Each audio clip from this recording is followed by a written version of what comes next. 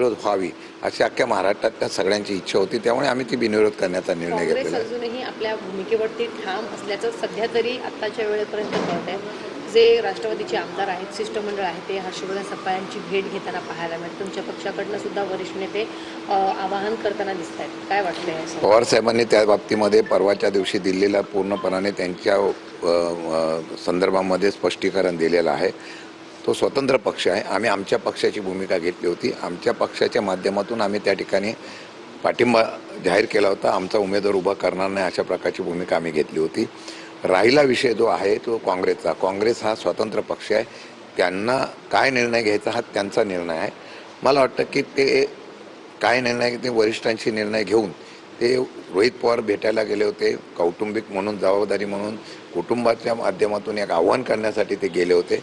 आता त्यांची चर्चा झाल्यानंतर केंद्राच्या असलेल्या त्यांच्या वरिष्ठ नेत्यांची चर्चा करून ते काय निर्णय घेतात ते बघू.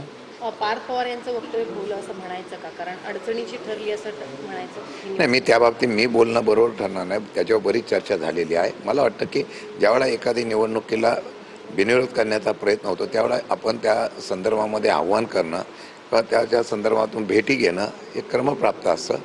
मला वाटतं की त्या गोष्टीचा आणि ह्या गोष्टीच्या बाबतीमध्ये ते दोघंही त्या संदर्भात स्पष्टीकरण करतील. बारामतीच्या बाबतीमध्ये राष्ट्रवादीचे नेते जर काँग्रेसची मनधरणी करण्याचा प्रयत्न करत असतील किंवा बिनविरोध व्हावी यासाठी प्रयत्न करत असतील तर राहुरीच्या बाबतीत